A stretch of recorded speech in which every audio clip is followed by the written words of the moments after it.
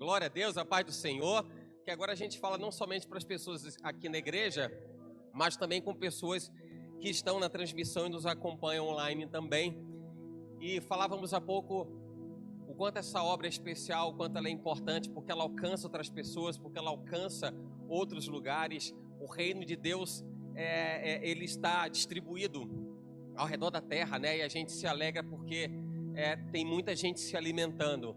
E o quanto é bom da gente se alimentar da presença de Deus, da palavra de Deus. É ou não é? Não é?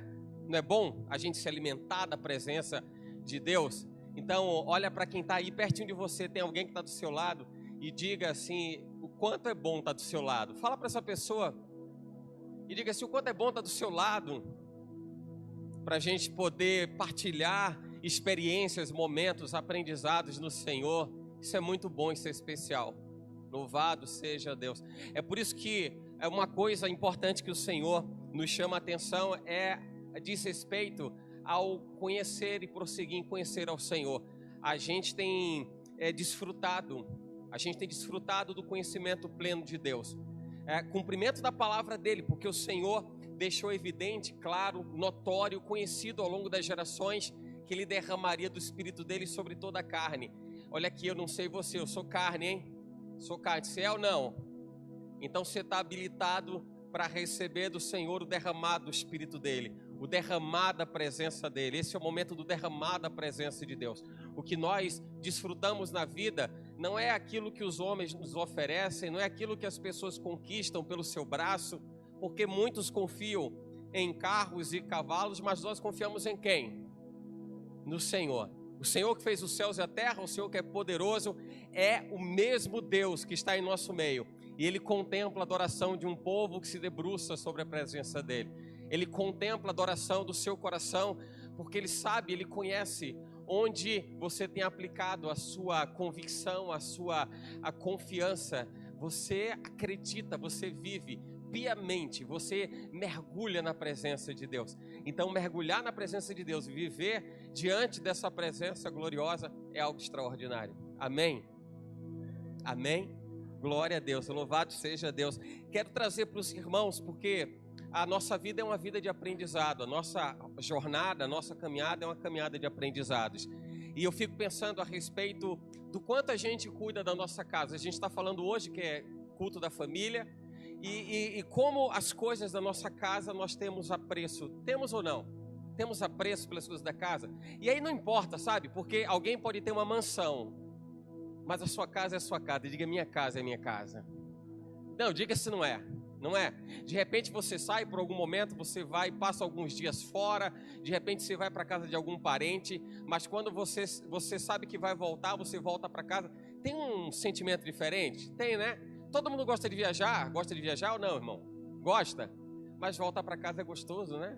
Voltar para casa é bom, ter a oportunidade de estar com as coisas que nós sabemos que têm valor, que são expressivas para nós.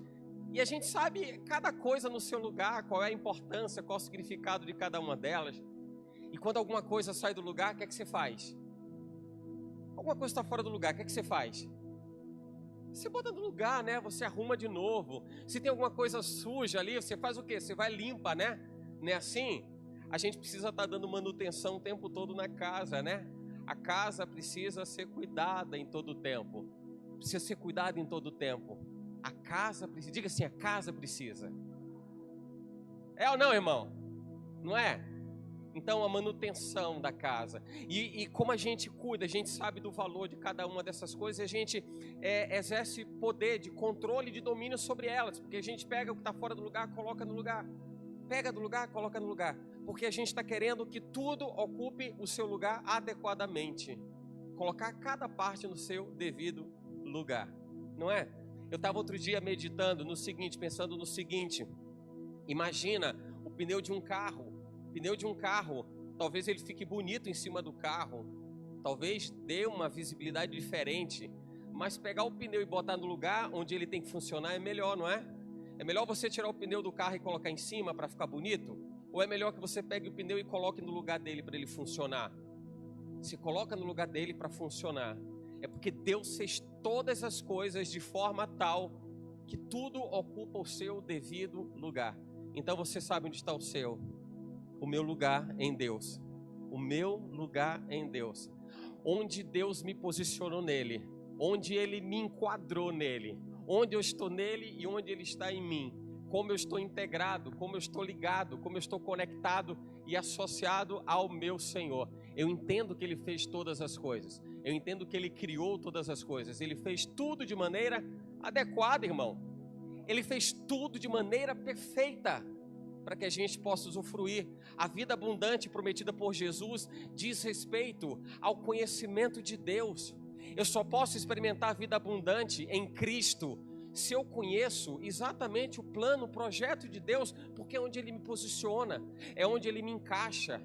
E por isso Jesus diz assim: conhecereis e prosseguireis em conhecer o Senhor. Eu tenho que conhecer Ele todo o tempo, porque isso diz respeito à intimidade, a envolvimento, e eu preciso me envolver com Ele cada vez mais.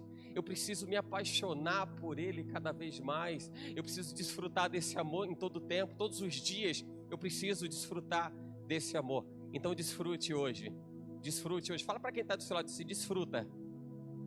Diga assim: contemple o amor de Deus. Amém? Amém? Quero compartilhar com os irmãos a passagem das Escrituras que está em 1 Reis, capítulo 17. Texto bíblico conhecido. E o quanto isso vai ser importante para a gente entender posição, a guarda do lugar, o posicionamento adequado, entender projeto, plano, propósito de Deus. 1 Reis, capítulo 17. Nós vamos fazer a leitura a partir do versículo 1, tá? Se você encontrar, você pode dizer amém, para eu entender que você encontrou. Então vamos lá. O texto diz assim: então Elias, o tisbita, dos moradores de Gileade, disse a Acabe: vive o Senhor, Deus de Israel, perante cuja face estou, que nestes anos nem orvalho, nem chuva haverá, senão segundo a minha palavra. Depois veio a ele a palavra do Senhor, dizendo: vai-te daqui e vira-te para o oriente, esconde-te junto ao ribeiro de Querite, que está diante do Jordão. E há de ser que beberás do ribeiro, e eu tenho ordenado aos corvos que ali te sustentem. Foi, pois, e fez conforme a palavra do Senhor, porque foi e habitou junto ao ribeiro de Querite, que está diante do Jordão. E os corvos lhe traziam pão e carne pela manhã, como também pão e carne à noite. E bebia do ribeiro. Sabe o que chama atenção, irmãos? É que Deus estava cuidando de Elias, do profeta Elias, de tal maneira que tinha até o horário certo da refeição. Olha que coisa linda. Ó, de manhã e de noite. Então assim, né? Não ia ficar ele assim, tô de rango, aquela coisa que a gente costuma dizer, não. E sucedeu que passados dias o ribeiro se secou, porque não tinha havido chuva na terra. Amém? Obrigado, Senhor, porque nós estamos aqui, Pai, dependente de Ti.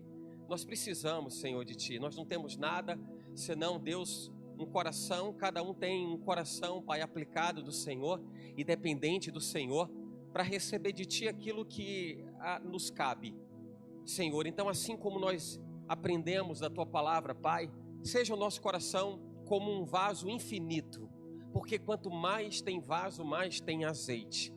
Ó Deus, não permita, Pai, que cesse azeite sobre nós, porque nós precisamos e dependemos desse azeite. Nós, Senhor, necessitamos, Pai, que a graça, que o amor, ó Deus, que as Tuas misericórdias que se renovam todos os dias, recaiam sobre nós, Pai, nessa hora. Porque assim, ó Deus, apresentamos o nosso coração ao Senhor.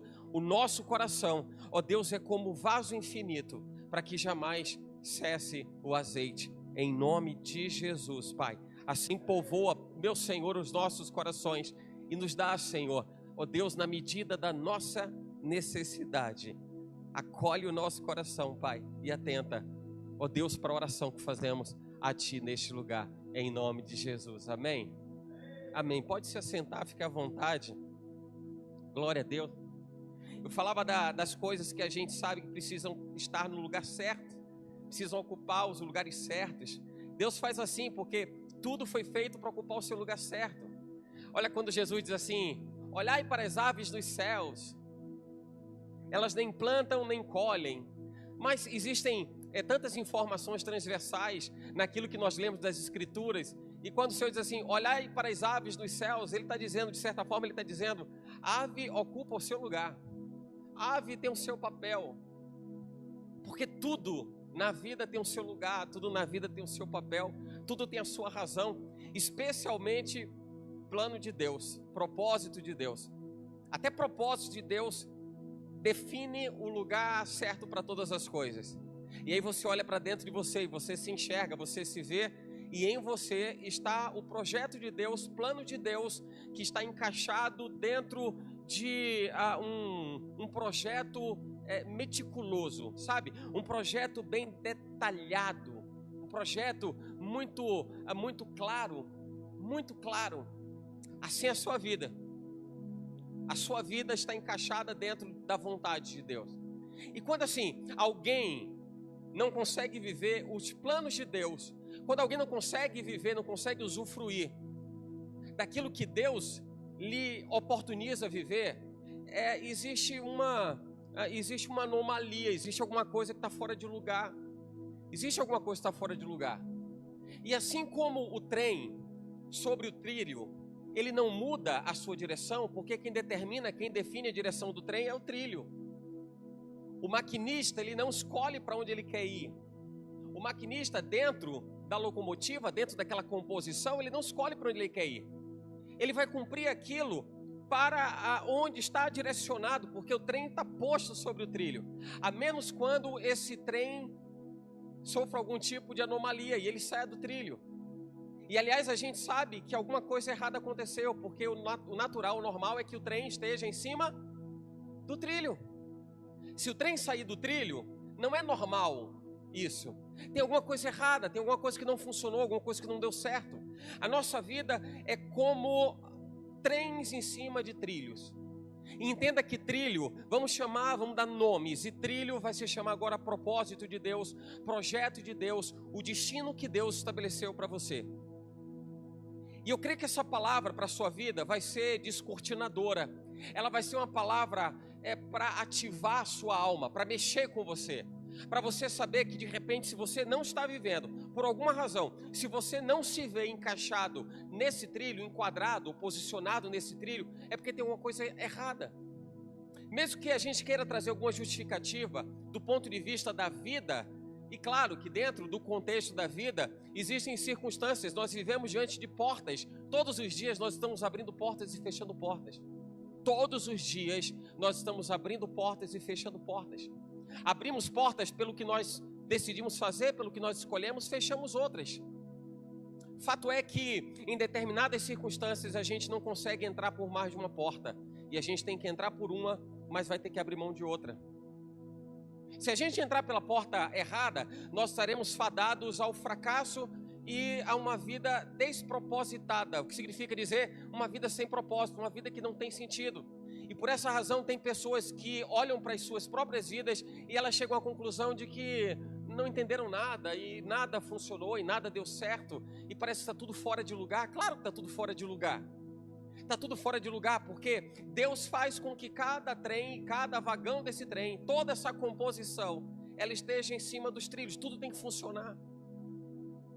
Eu estava fazendo uma analogia exatamente com o trem, enxergando o que eram os vagões. Então imagina a sua vida, imagina a locomotiva. Vamos lá, vamos imaginar a locomotiva. A locomotiva é o elemento que gera a força motriz, que gera movimento a esse trem. E essa locomotiva, ela vai puxar alguns vagões, não é assim? Então eu comecei a pensar a respeito do que seria a locomotiva. Nesse contexto, o que seria a locomotiva? Porque eu comecei a pensar a respeito dos vagões. E eu comecei a imaginar assim, olha, tem o vagão do bem-estar, tem o vagão do bom relacionamento familiar, tem o vagão do bom relacionamento conjugal, tem o vagão da relação com filhos, tem o vagão do trabalho, tem o vagão da boa vida financeira ou uma vida suficiente. Mas eu comecei a pensar que nada disso poderia ser locomotiva. Será que a vida financeira é a locomotiva? Não, não pode ser a locomotiva. E eu comecei a pensar, será que a vida familiar é a locomotiva? Não, a vida familiar também não é a locomotiva. Mas cada um desses elementos compõe vagões. Mas os vagões sozinhos não vão para lugar nenhum. Precisa ter a locomotiva para fazer isso entrar em movimento. Até que eu cheguei à conclusão de que a locomotiva é a nossa relação com Deus. É o nosso movimento de relacionamento, de intimidade, de envolvimento com Deus. E toda vez que a gente está em envolvimento com Deus, essa locomotiva está se movimentando. E Deus está fazendo com que a nossa vida ande. Ela acontece, ela flui. E quando ela anda, o que acontece? A locomotiva está puxando tudo, então está tudo indo bem. Você olha para trás e percebe assim, poxa, pela minha relação com Deus, pelo fato de tudo isso estar funcionando, então eu olho para trás e vejo que está tudo dando certo. Meu relacionamento familiar está dando certo, trabalho e finanças, e até que alguém diga assim, mas ainda que eu não esteja vivendo exatamente o que eu queria, está dando certo. Porque você começa a enxergar que a sua vida depende da locomotiva, não depende do vagão. A sua vida não depende do vagão. A sua vida depende da locomotiva. Onde é que eu quero chegar nisso e trazer o texto? Por que razão a gente está falando desse texto? Deus levanta num tempo que Israel estava vivendo um instante de muita angústia, de muito sofrimento. A Bíblia fala nas sucessões dos reinos, os monarcas de Israel, que se sucediam. Esses monarcas não tinham compromisso com Deus. Quer coisa que machuque mais o coração de Deus do que ele enxergar a sua criação distante dele? Deus fez tudo de maneira tão perfeita. Você já ouviu isso hoje, né? Quando ele criou todas as coisas, ele viu que tudo isso era bom. Mas quando ele fez o homem à sua imagem e semelhança, ele viu que era muito bom. Muito bom. O homem não foi criado para viver separado de Deus. As pessoas justificam o distanciamento sob o pretexto de tantas coisas que precisam fazer, tantas coisas, e parece que elas esperam que Deus assine embaixo e diga, é verdade, você tem razão. Tem gente que acha que Deus vai olhar assim, até porque tem gente que diz assim, mas Deus sabe de todas as coisas. E aí tem pessoas que dizem assim, mas eu preciso dar conta de trabalho, de filho, de casa. Eu preciso dar conta de um monte de coisa. E aí não tenho tempo para me relacionar com Deus. E quando eu falo de relacionamento com Deus, não falo somente da igreja. Porque o nosso dia não é composto apenas dos momentos que nós temos cultos na igreja. Não é assim. Os nossos dias, eles se sucedem, todos eles demandam relacionamento. Todos eles expressam o quanto a nossa alma, ela tem sede, ela anseia a presença de Deus. Vale mais estar na presença de Deus do que em qualquer outro lugar. Não tem absolutamente nada que possa substituir a nossa intimidade, a nossa profundidade, o nosso mergulho, a nossa imersão na presença dEle. Então imagina quando alguém pensa que pelo fato de ter tantas coisas para resolver na vida, vai deixar Deus como sendo um vagão, vai tirar Deus do lugar que Ele deveria estar, que é o lugar de locomotiva, para colocar Deus como vagão. E quando coloca Deus como vagão é o último. Porque se tem algum vagão que talvez não tenha tanta importância, é aquele que está lá atrás. Nós elegemos, pelo aspecto da distância física, nós elegemos aquilo que é mais importante. Pode observar que no curso da vida, aquilo que a gente julga ser importante, a gente quer ter perto. Se você comprar um carro, está com um carro novo, você vai querer estar com um carro perto, você vai sair, você vai de carro. Você vai até na esquina, a padaria é na esquina, mas você vai de carro, você quer estar do lado do carro, quer usufruir do carro. Mas quando ele já não tem tanta importância, deixa ele lá.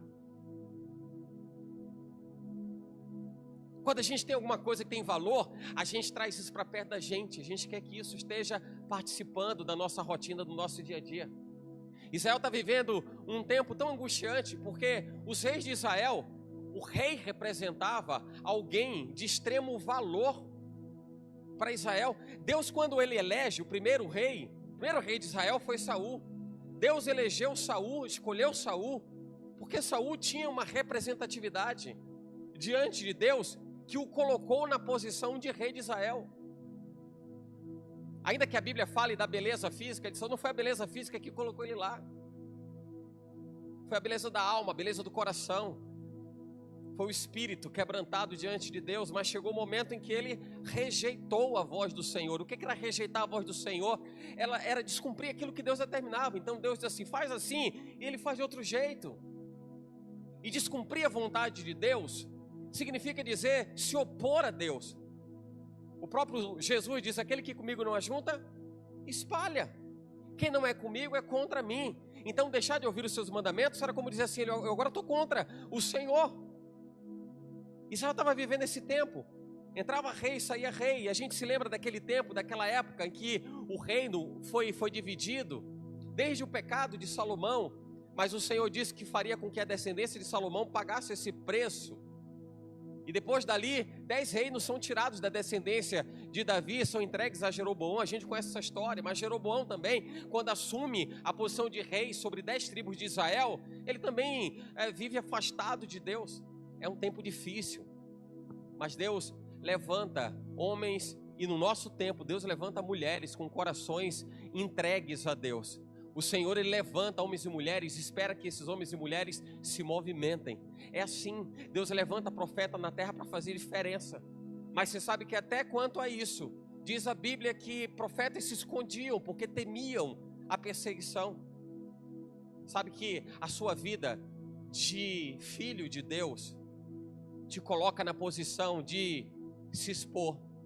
Você é filho, se exponha. Você é filho de Deus. Declare isso. Declare isso. E o quanto é bom você dizer isso, né? Se você respirar fundo, respira fundo, vai, faz assim, vai. Respira, solta. Agora faz diferente. Inspira e quando você soltar, diga: eu sou filho ou eu sou filha. Vai, faz. Eu sou filho. Isso dá um poder. Isso gera um negócio dentro da gente que é tremendo, que é extraordinário.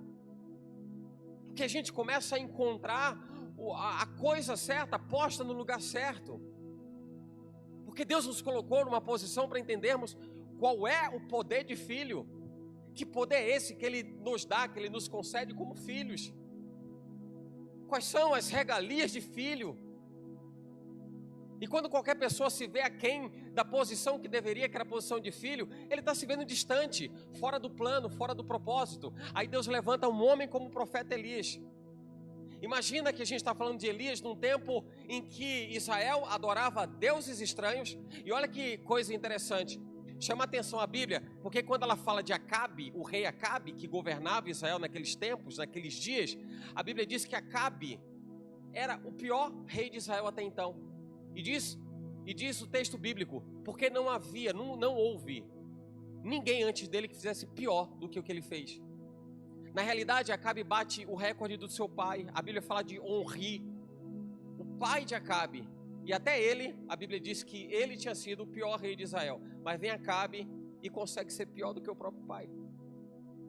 Agora, olha que coisa interessante, porque a Bíblia diz assim, que ele, Acabe, além de ter andado nos caminhos de Jeroboão, a gente vai precisar ir lá para trás da Bíblia e tal, aquela coisa toda, mas vê que o pecado de Jeroboão foi idolatria, como o pecado da história de Israel, em suma, gira em torno de idolatria, um povo que se prostituiu espiritualmente falando, não conseguia mais depender de Deus, e qualquer pessoa que deixa de depender de Deus está fora do seu lugar.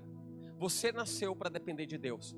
A sua vida existe para depender de Deus. Você precisa reconhecer e entender que você precisa de Deus o tempo todo. Nunca perca isso de vista. Nunca perca essa essência de que nós precisamos de Deus. A sua alma precisa de Deus. Tudo na sua vida você precisa de Deus. Aí o Senhor, Ele pega o profeta Elias e leva Elias para um momento e um tempo onde as pessoas estão adorando a deuses diversos. E a Bíblia diz que o grande pecado de Acabe, além de ter andado pelos caminhos de Jeroboão, é porque ele se casou com Jezabel. Aí se diz, poxa, se casou com Jezabel? É porque ela era filha de Sidom, descendência de Sidom. E se você for lembrar, descendência de Sidom, os sidônios, eles são a descendência, eles são originários lá de Cã. Lembra lá do dilúvio? Lembra lá da arca de Noé? Depois do dilúvio, a Bíblia fala que Noé, ele estava lá nos seus vinhais e ele se embriagou. E aí a nudez dele foi exposta. Quem expôs a nudez de Noé foi Cã. Sabe o que acontece? Noé, ele se dando conta de que ele tinha sido envergonhado pelo filho, ele amaldiçoa o filho de Cã. Ele amaldiçoou seu neto. E o neto de Noé se chamava Canaã. Ele amaldiçoou Canaã. E de Canaã nasce os sidônios, são originados os sidônios. É como se Deus estivesse fazendo, resgatando e fazendo com que se lembrasse. Além de você ter andado pelos caminhos de quem abriu mão de se relacionar comigo e passou a se relacionar com deuses estranhos, você ainda se envolveu. Você ainda se aproximou de alguém que está debaixo de uma maldição. E Jezabel carregava essa tarja, essa mancha, essa marca de descendência dos sidônios ou fenícios.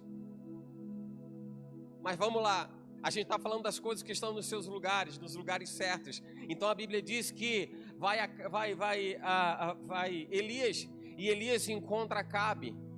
E segundo a direção de Deus, está acontecendo tudo como Deus está determinando. Vai lá e fala com Acabe. Em nenhum momento a Bíblia diz assim que ele fala, mas poxa Deus, como é que vai ser um povo que é idólatra? Como é que vai ser? Como é que eu vou chegar lá e tal? Não, você vai lá e você vai falar, Elias, simplesmente isso. Irmão, quando Deus mandar você ir fazer alguma coisa, não retrocede, irmão. Não fica questionando, não fica imaginando por que razão, qual seria o motivo, por quê. Existem coisas nas nossas vidas, na vida da gente, que a gente vai perceber que é projeto de Deus. É plano de Deus. Plano de Deus, irmão. Deus já tinha sonhado com isso há muito tempo. O Senhor, através do profeta Jeremias, ele vai dizer: antes que te formasse no ventre da tua mãe, te conheci.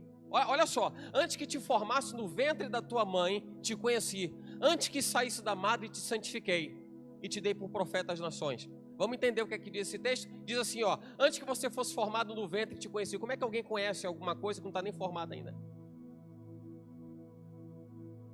É que alguém conhece alguma coisa que não está nem formada. Antes que te formasse no ventre da tua mãe, te conheci. Significa dizer que você já existia no coração de Deus, irmão. Olha, há muito. Deus sonhava com você, Deus desejava você. Imagina quando você sair de casa, hein, Gabriel? Você sair de casa, você diz assim: Senhor, eu estou saindo para trabalhar. Pai, obrigado pelo dia de hoje, estou saindo para trabalhar. Vai comigo, vamos junto. Senhor, na hora que o meu coração apertar aqui no peito, diz o que é que eu faço, Senhor. Relacionamento com Deus nos coloca numa condição que tem gente que vai dizer: que besteira é essa? É assim mesmo, porque quem não se fizer como criança não vai entender nunca o que é esse negócio. Quem não se fizer inocente como criança não vai entender o que é relacionamento com Deus.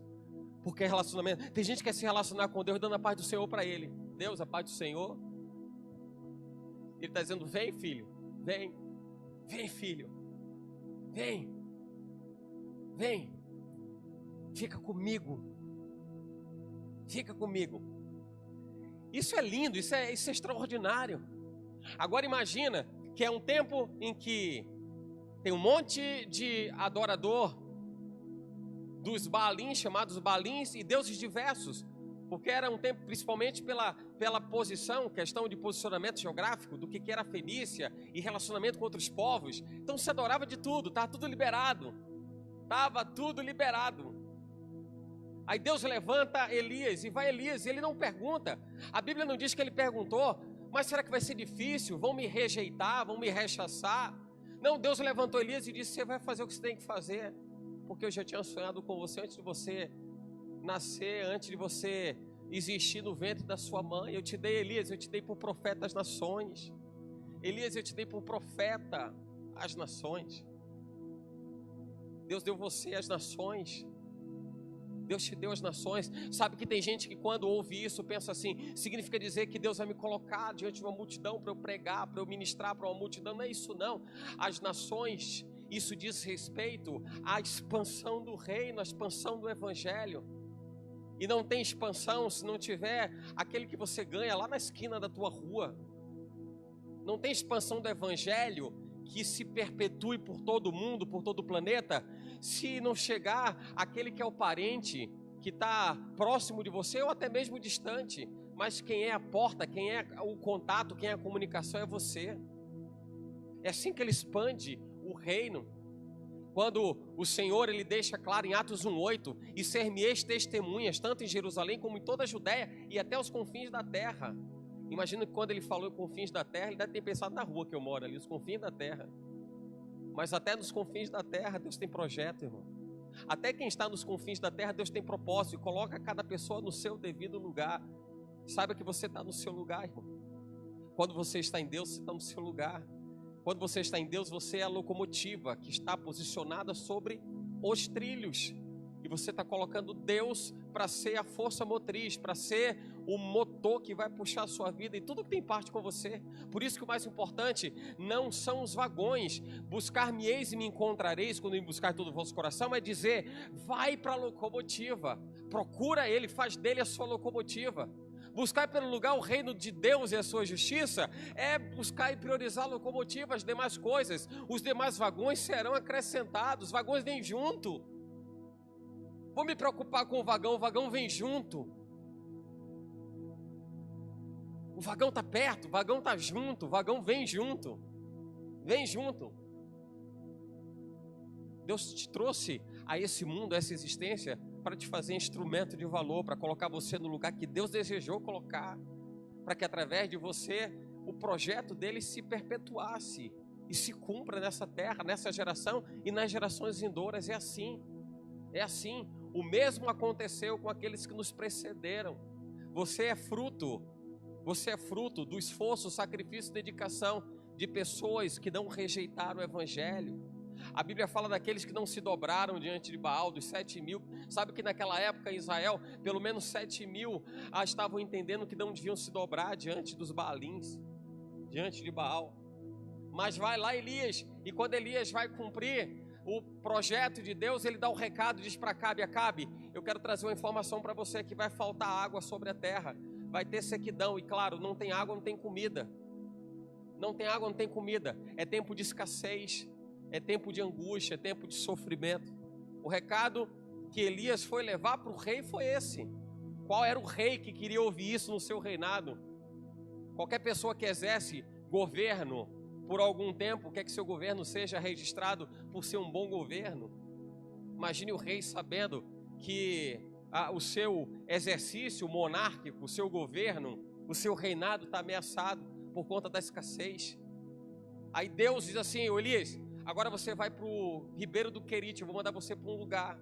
Você vai entrar deserto adentro, ele entra pelo deserto da Judéia. Então vai lá para dentro, você vai ficar lá, e lá você vai ser alimentado. Deus suprindo Elias e dizendo, fica tranquilo, porque ainda que o mundo esteja vivendo escassez, eu te dou abundância. Eu dou abundância mesmo no tempo de escassez. E eu vejo o cuidado de Deus nisso, porque ele leva Elias exatamente lá para o Ribeiro de Querite. E lá tem água. Onde tem água tem vida, irmão. Ele encontra água, então ele consegue viver. Só que não era só viver, não era só beber água, né, irmão? Precisa também de um negocinho para mastigar. É ou não é? Você está bebendo água em casa? Só bebendo água, irmão, em casa? Não, tem um negocinho para mastigar, não tem? Aí Deus disse para Elias, fica tranquilo que eu vou mandar, você vai receber, é delivery. Ali nasceu delivery. Eu vou mandar o Corvo Boy. Vai chegar lá. Vai chegar para você via delivery. Vai chegar para você, eu vou mandar carne. E Deus era tão detalhista que cuidava de alimentar Elias de manhã e à noite. Agora tem um detalhe, corvo é ave de rapina. E ave de rapina naturalmente tem a sua alimentação natural, a alimentação natural do corvo é a carne. É a mesma proteína que enche os nossos olhos. Ele também gosta de carne. Mas ele levava para Elias. Ele não comia carne, a carne era de Elias. Tem um ditado que diz que o que é do homem, o bicho não come. Eu acho que vem exatamente disso. O que é do homem, o bicho não come. Então o corvo não comeu aquilo que foi destinado para Elias. Mas diz o texto que secou, o ribeiro secou, porque não tinha mais água. O que alimenta qualquer ribeiro, o que alimenta um riacho, o que alimenta uma cachoeira, é a queda natural de água do céu, chuva. Não tinha mais chuva. Chegou uma hora que o ribeiro secou. E aí o Senhor disse para Elias: sai agora daí, e eu vou mandar você para Sarepta. Você vai encontrar uma viúva lá, já deixei tudo organizado, está tudo articulado. Você vai chegar lá e ela vai te suprir. Ele chega em Sarepta, está depois do texto que nós lemos. Ele chega em Sarepta, e quando ele chega em Sarepta, ele pede alguma coisa para comer. Aquela mulher diz assim: ó, só tem um pouco de água, e aqui na minha despensa só tem um pouquinho de azeite, que só dá para fazer um pouquinho de bolo, porque a farinha também acabou, e eu vou comer com meu filho e a gente vai morrer, só tem isso para comer. E não vai ter mais como comer absolutamente nada, então vou comer com ele aqui e a gente vai morrer. E Deus estava ensinando a vida daquela mulher, o que era depender de Deus. E aí Elias fala para ela assim: olha, dá para mim o bolo. Tem coisa que a gente não entende, né? Tem coisa que parece que é difícil a gente compreender. Como é que aquela mulher, ela estava na sua última medida de farinha, a sua última porção de azeite, e o profeta diz: dá para mim. Você só vai entender isso depois, quando aquela mulher, ela vai dizer assim: agora eu sei que você é homem de Deus. Agora eu sei que você é homem de Deus. Sabe por quê? Porque a gente precisa honrar aquilo que procede de Deus.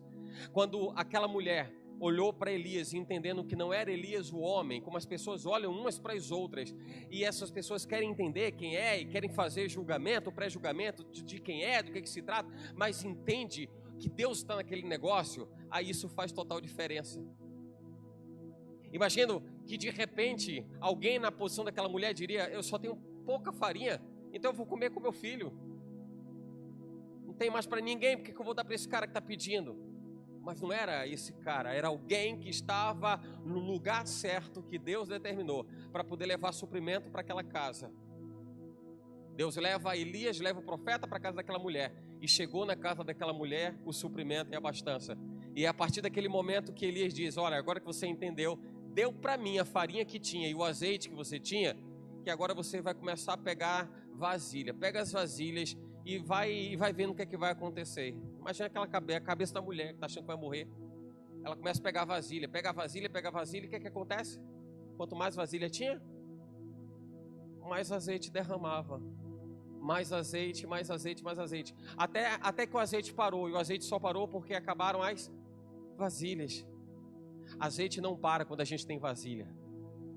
Azeite não para quando a gente tem vasilha. Sabe o que é que acontece? A gente precisa se ver como vasilhas que precisam estar cheias de Deus, desejosas de Deus.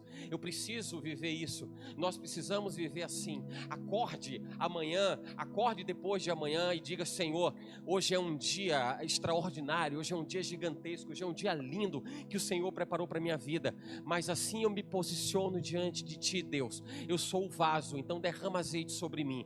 Derrama azeite sobre mim, porque quanto mais azeite, Senhor, estiver sobre mim, mais vaso estarei constituído em Tua presença, porque eu vou precisar ser cheio, e eu vou querer ser cheio. A gente precisa querer, e isso fala muito de paixão, sabe? Eu desejo, Deus, eu desejo a presença, eu me envolvo com a presença, a nuvem dEle, a glória dEle, aquilo é uma maravilha. A densidade da glória dele.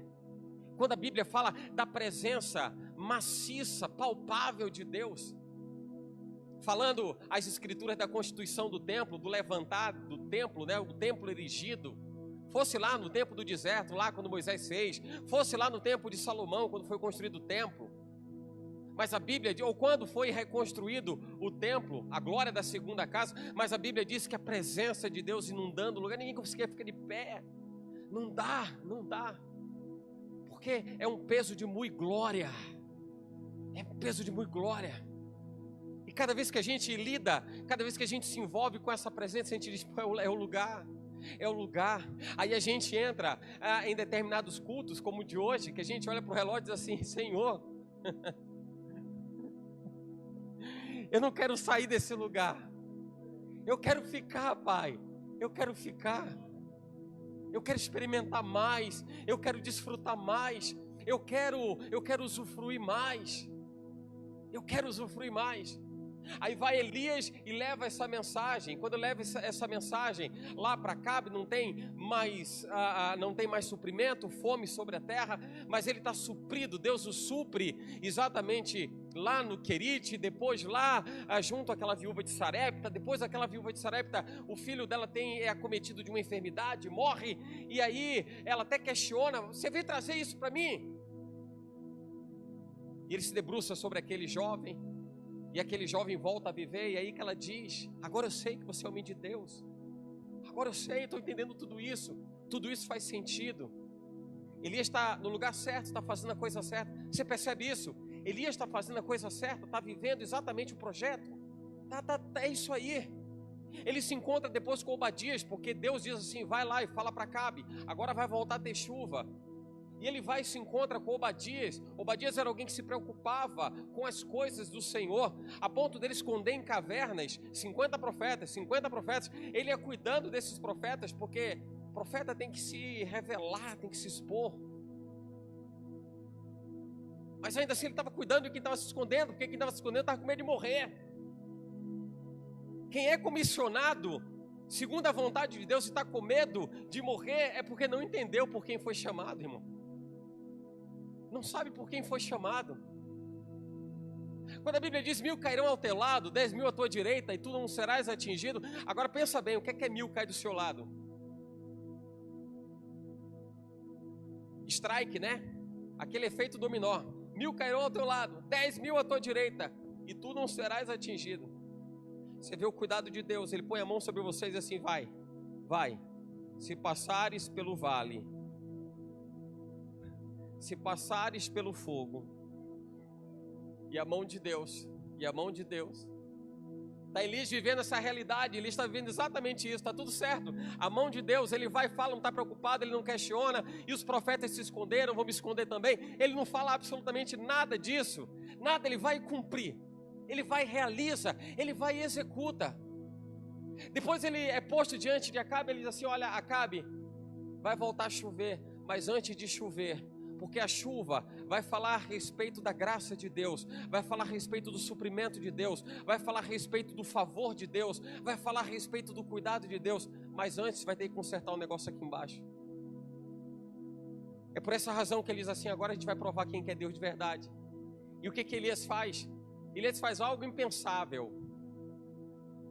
Ele diz assim, no meio de um monte de profeta, 450 profetas de Baal, 400 de Aserá, no meio dessa profetada toda aqui, eu vou adorar a Deus. Sabe o que é que eu penso com relação a isso? É que a gente consegue adorar a Deus onde a gente quiser, irmão. Onde a gente quiser, onde a gente desejar, não tem impeditivo. Sabe quando as pessoas começam a pensar assim, não dá para mim, eu estou no trabalho, eu estou no busão, não dá porque eu estou fazendo um monte de coisa. Dá, sempre dá. Elias conseguiu, no meio de 850 profetas de deuses pagãos, ele conseguiu adorar a Deus no meio deles, bonitinho. Aí Elias traz a ideia, vamos lá, vamos ver quem é Deus de verdade. Olha que Elias sugeriu exatamente como ele iria adorar a Deus. Então pega, monta lá o altar, as pedras, o reguinho com água, põe o holocausto em cima. Aquela era a forma de adorar a Deus. E um monte de profeta lá, sem entender nada daquilo, se flagelando, a história a gente conhece, se flagelando, o Deus deles não respondia. Aí Elias mostra assim, olha Deus, aqui eu fiz para o Senhor, no meio desse povo todo que não crê em ti, eu fiz. Porque se está faltando profeta na terra, tem alguém que não se dobra, tem alguém que não torna o teu nome vão e fútil. Tem alguém que valida a tua palavra e o teu propósito na terra. Tem alguém, e tem alguém aqui que valida o projeto de Deus, eu sei. Tem muita gente aqui que valida o projeto de Deus. e que não se detém por absolutamente nenhum obstáculo, nenhum problema, nenhuma dificuldade, nenhum infortúnio. Aí está lá Elias, e aí fogo do céu, tudo aquilo. Onde é que eu quero chegar com isso? Já direcionando para o término dessa mensagem, eu quero lembrar aquilo que derrubou o coração de Elias, porque estava dando tudo certo, ele estava no lugar certo, fazendo a coisa certa. Assim é na vida de muitas pessoas, gente. Está fazendo a coisa certa, está dando tudo certo, mas sempre aparece alguma coisinha para derrubar, sempre aparece alguma coisinha para invalidar, sempre aparece alguma coisinha para trazer a interrogação, sabe? O questionamento: será, não é? Será que é isso, não é isso? Aconteceu isso com Elias. Isso vale como alerta para mim, para você, isso vale para nós. Não deixe que nada tire você daquilo que Deus te colocou para fazer. Não deixe que nada interfira naquilo que Deus escolheu você para fazer. O argumento de que tem gente que vai fazer, eu não faço, alguém faz, isso é muito bonito. Mas isso não responde e não vai responder quando você estiver diante dele e você precisar dizer para ele o que foi que você fez com os talentos que ele te deu, com aquilo que ele te habilitou a fazer. Não vai resolver. Então não é uma questão de alguém fazer no seu lugar, é uma questão de você fazer para Deus. É você com Deus, é você e ele, é ele e você. Capítulo 19, 1 Reis. Você vai ver o que foi que tirou o equilíbrio. O que foi que tirou o equilíbrio de Elias. A Bíblia fala, vamos lá, versículo 1, diz assim: E Acabe fez saber a Jezabel tudo quanto Elias havia feito, e como totalmente matara todos os profetas à espada. Depois daquele evento do fogo que desceu do céu, não foi o fogo que matou o profeta, irmão. A Bíblia diz que quando o fogo desceu do céu, o povo que estava iludido, adorando esses deuses estranhos, esse povo se rebelou contra esses profetas, porque o povo entendeu que estava sendo enganado. E é exatamente o povo iludido que se levanta, empunha a espada e derruba esses profetas. Deus abre o entendimento das pessoas para que elas possam fazer alguma coisa. O povo de Israel que estava iludido, esperando que que Baal, que Aserá fizesse qualquer coisa, aquele povo iludido acordou. E quem desperta qualquer pessoa para viver uma nova realidade é a presença de Deus. Desde que a presença de Deus te acorde, a gente precisa despertar. Desperta tu que dormes. Desde que a presença de Deus te habilite, te levante, te acorde, te sacuda. Desde que a presença de Deus faça como aconteceu com o profeta Samuel, ainda menino, ouvindo a voz do Senhor, dizendo: Samuel, Samuel. E ele sem saber o que era, não era Deus dizendo: bora, acorda. Acorda, tem projeto para você, Samuel. Tem projeto para você. Levanta. Levanta, acorda, se posiciona. Aquele povo que estava iludido, agora era um povo que tinha uma ação, porque todo mundo que é acordado, todo mundo que tem uma mudança de entendimento, todo mundo que sofre a metanoia, mudança de mente, precisa fazer alguma coisa. Não basta apenas saber que tem alguma coisa errada, tem que se levantar contra aquilo. Não basta somente dizer assim: olha, esse negócio está fora de lugar. Não, eu preciso colocar o negócio no lugar certo. Eu comecei falando sobre as coisas dentro de casa. Você olha de repente e vê que o jarro está fora de lugar. Você vai olhar e vai dizer assim: olha, o jarro está fora de lugar. O jarro está fora de lugar. Não, o jarro está fora de lugar. Jarro, volte para o seu lugar. Você tem que fazer alguma coisa. Não basta apenas cruzar os braços e ver que está fora de lugar. Aquele povo iludido puxou a espada e disse: agora mais não. Agora mais não. Por isso que em uma só voz aquele povo falava: só o Senhor é Deus. E Elias, quando disse só o Senhor é Deus, o povo: só o Senhor é Deus.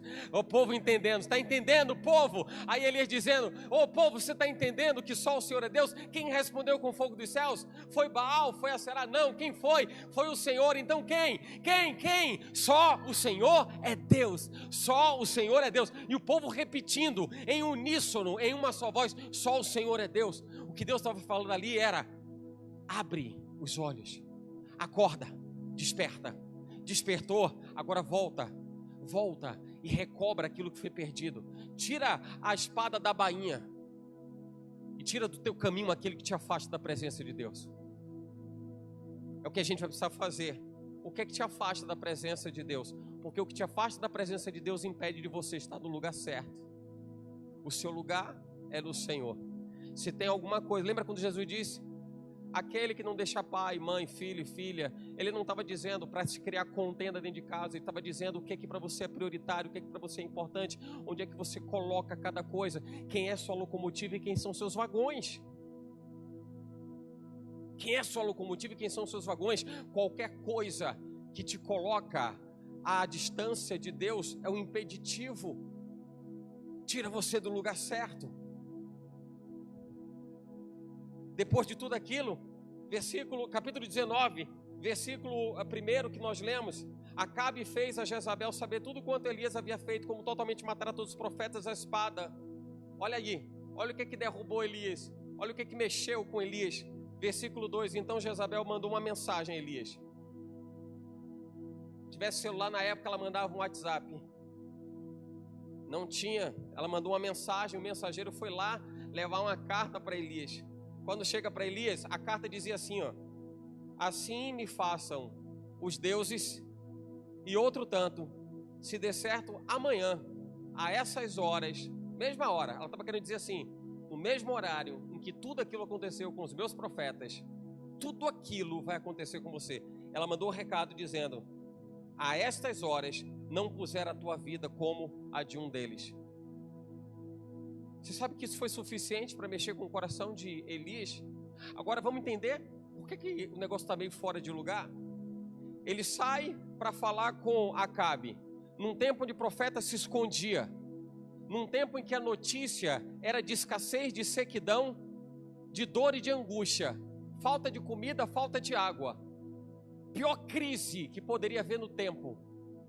Em momento nenhum ele questiona ou ele retrocede da missão. Ele vai e faz exatamente o que Deus havia determinado que ele fizesse. Ele vai lá e cumpre o propósito de Deus. Não reclama de absolutamente nada. Está diante de 850 profetas, todos eles contra o único profeta de Deus na atividade, que era Elias.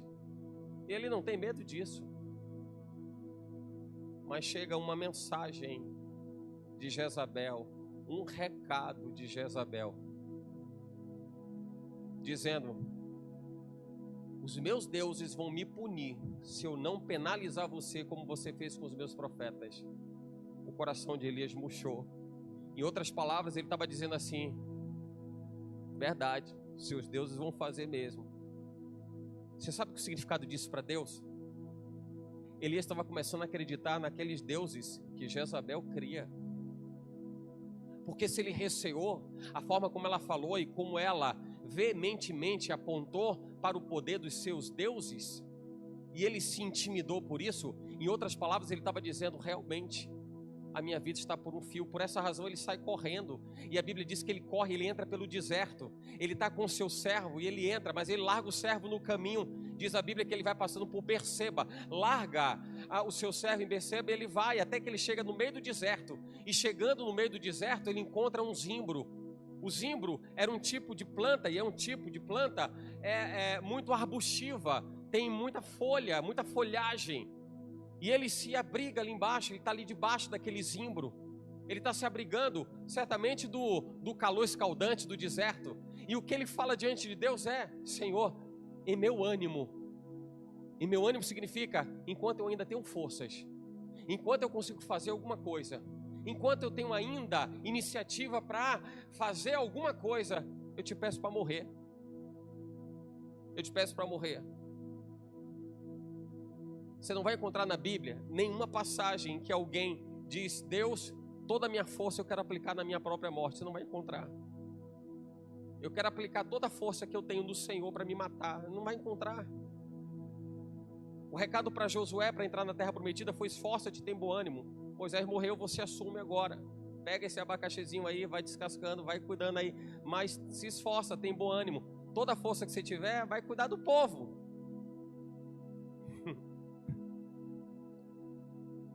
E Elias diz assim: agora eu quero morrer.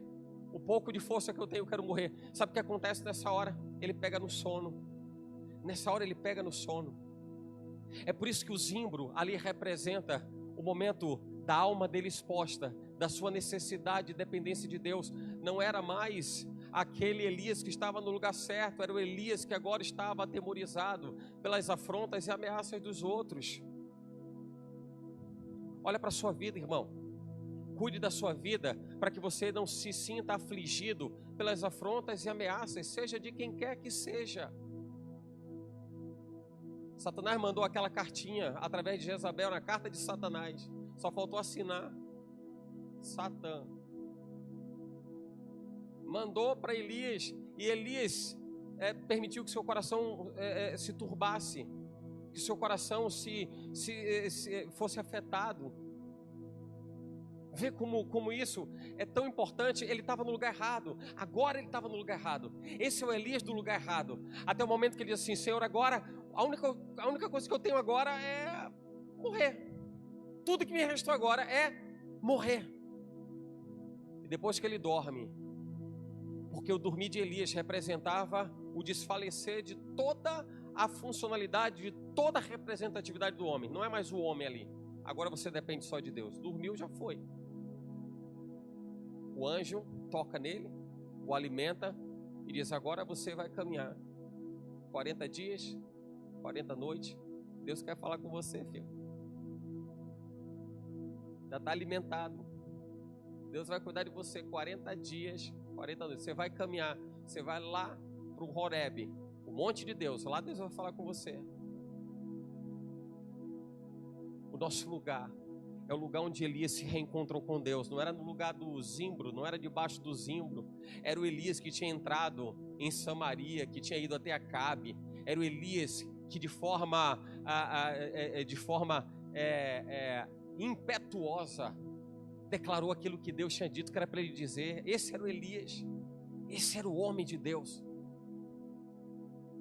E às vezes a gente sai da rota, às vezes a gente sai do trilho, às vezes a gente sai e perde a direção. Mas Deus estava de olho em Elias e disse assim: meu filho, não, bora, volta para mim. Volta para mim. Volta para mim. Está com medo de Jezabel? Quem tem medo de Jezabel, sabendo o que lhe aguarda, sabendo o que Deus tem preparado para aqueles que o amam, seu lugar não é aqui não, ô Elias. Seu lugar não é aqui não. Ou você acha que foi um mero acaso ele ter experimentado o fogo do céu que consumiu o holocausto? E depois, quando ele é levado à presença de Deus, a Bíblia fala de que desceu uma carruagem e cavalos de fogo. Disse: Elias, você é o profeta que eu levantei para viver o que você profetizou e declarou lá no Monte Carmelo. Desceu o fogo do céu. Então estou mandando fogo aqui para buscar você, porque o seu lugar o seu lugar é aqui. O seu lugar é no meio do fogo. No meio do fogo. A Bíblia fala que o fogo vai provar a obra de cada um. Fogo é necessário. Fogo prova a obra de cada um. Fogo vai provar a obra de cada um. Tem jeito. João Batista, quando ele fala de Jesus, ele diz assim: olha, eu batizo vocês com água para arrependimento, mas aquele que vem após mim e é mais poderoso do que eu, vai batizar você com espírito e fogo. Sabe por quê? Porque o fogo habilita o espírito. O fogo consome e o espírito preenche. Fogo consome, espírito preenche. Fogo consome, espírito preenche. Fogo e espírito vão andar juntos, porque o fogo prova. E quando o fogo prova, se é de Deus, ele testifica. Se não é de Deus, ele consome. Aí a Bíblia diz que a palavra de Deus, o próprio Deus, é fogo consumidor. Fogo consome. Ou quando ele não consome, ele testifica. Por isso que em Pentecoste a Bíblia fala do fogo que desceu sobre as pessoas que estavam lá. Por que aquele fogo não matou ninguém queimado? Por que não torrou ninguém? Porque o fogo prova a obra de cada um. Não, isso aqui é do Espírito. Isso aqui é da presença de Deus. Então isso aqui testifica a presença de Deus. Espírito, enche esse lugar. Enche esse lugar. O que o fogo não consome, o fogo testifica. E testifica porque é de Deus. E consome quando não tem nada a ver com ele. Você tem que saber quem você é. Você tem que viver quem você é. Eu estou terminando. Mas eu lembro quando o apóstolo Paulo, falando aos Gálatas, ele diz assim: o evangelho que eu tenho anunciado a vocês não é evangelho de homens, não tem nada a ver com homens, nada. E ele continua dizendo assim: porque eu não recebi e não aprendi nada dos homens, mas aprendi pela revelação de Jesus Cristo. E depois disso ele começa a lembrar de quem ele era, perseguidor da igreja, aquela coisa toda, que muitas vezes as pessoas ouvem isso como afronta. Você, qual é a moral que você tem? Quem é você para falar disso? Aí o apóstolo Paulo, ele pensando em tudo aquilo que ele viveu, ele diz assim, mas quando, olha que coisa linda, mas quando aprouve ao Senhor, que me separou desde o ventre da minha mãe, e me chamou pela sua graça, revelar o seu Filho em mim. Aí ele diz assim, não consultei carne nem sangue. O que Paulo diz assim, o que Paulo quer dizer é, eu não parei para poder olhar nada da vida externa. Eu só sei que ele me chamou, eu só sei que ele me escolheu. Quando aprouve ao Senhor me escolher, ele me separou desde o ventre da minha mãe, ele me chamou pela sua graça, e ele revelou o seu Filho em mim. Ele não diz assim, ele revelou o seu Filho para mim, ele diz, ele revelou o seu Filho em mim, Jesus Cristo em mim, Jesus Cristo em mim. Olha para aí, quem está do seu lado aí, olha aí, Jesus Cristo revelado nele, Jesus Cristo revelado nela, Jesus Cristo está revelado em mim e você, irmão. Por isso que a Bíblia diz, sejam as suas obras conhecidas diante dos homens, porque Jesus disse, vós fareis as mesmas obras que eu fiz e obras ainda maiores. Você tem que mostrar Jesus em você, Jesus em você. Amém? Glória a Deus.